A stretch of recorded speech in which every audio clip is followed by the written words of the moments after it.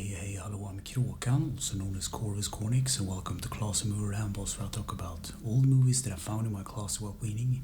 This week's movie is Cinderella from 1950, and it's about 1 hour and 11 minutes long. And the movie starts with explaining a bit about Cinderella's father and how he was widowed, so he married another woman which had two other kids.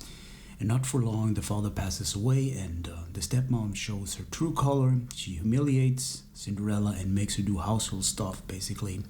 And much later, she's grown up. And one morning, when she wakes up, she gets woken by the birds, and she sings them a song, and she gets ready for a household days of work. So she goes down to save a mouse that got trapped in a mouse trap, and she gives him clothes and gives him the name Gus. And Gus gets told by this other mouse called Jack that he's supposed to stay away from the household cat called Lucifer because he's really evil. And not for too long, he is actually saved, but he gets captured by Lucifer under a cup, like a dish tray of cup. And this tray of cups is supposed to be taken to the stepmom because they want breakfast in bed for some reason. They're really bad people and abuse their authority and power. So anyway, Cinderella takes this tray up to them, and she doesn't know that the mouse is under one of the cups. So one of the daughters, I think it's Anastasia, she just screams outright. And of course, Cinderella gets scolded by the stepmom for doing this, but it wasn't her fault. And also previous to this scene, she actually feeds the animals down on the farm. I forgot about that. But meanwhile, while this is happening, the king at the castle is really frustrated and angry because his son, the prince in this case, would not marry someone. And the whole reason why he's angry is because he wants grandchildren, because he wants to have that feeling again of having kids before he passes away, basically.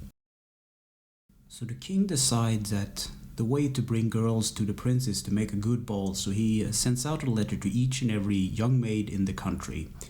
And the next day, Cinderella is cleaning, and she gets one of the letters and brings it up to the stepmom and the daughters, and they laugh at her because they don't think that she's worthy, but she is. She's technically a woman and a maid. So the stepmom tells her that she is allowed to go if she finishes all the work. So they just piled all the work upon her. And while this is happening, she will not have time to make her dress and all that preparation. So the animal bodies that she have, the mice, the birds and everything, they make a dress for her.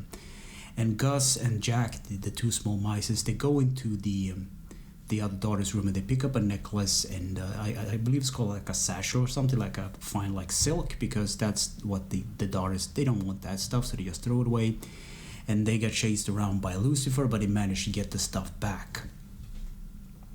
So not for long, the carriage arrives to pick the daughters up and Cinderella. And of course, they don't suspect that Cinderella is supposed to be wearing this beautiful dress.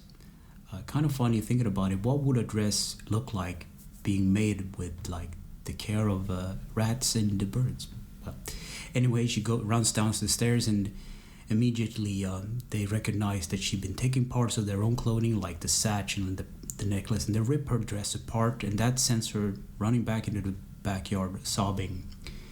And she's really distraught, and that's when the miracle happened. Her fairy godmother, this magical fantasy being, or really nice lady, I guess, arrives, and she helps her out. So she makes her dream come true, like one wish or something like that. So she makes her a wagon out of a pumpkin, or a carriage, I guess you call it, and she turns the mice into horses, and the dog, Bruno, I think it was called, and the horse turned into like the driver, and I guess you call it like the couch man, the guy that opens the door on the carriage.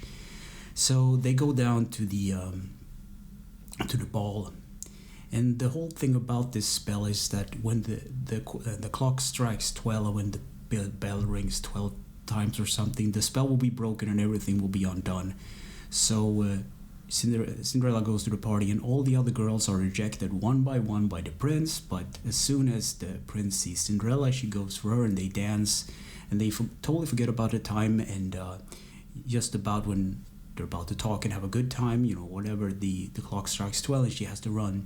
So in this heist, or this run, she drops one of her glass shoes, and she starts to run the carriage. She manages to get away, and that leads to the whole idea that they have to. And this is kind of a funny scene where the king actually is like anticipating that everything is gone fine because it looked fine when he left to sleep, but it didn't. So he almost kills his like personal servant over this with a sword. He's about to knight him with a sword, give him a title, but then after that he's supposed, like going on a rage about to kill him. But his like servant tells him that we will find this maid, and whoever this shoe or sandal will fit will be the princess bride.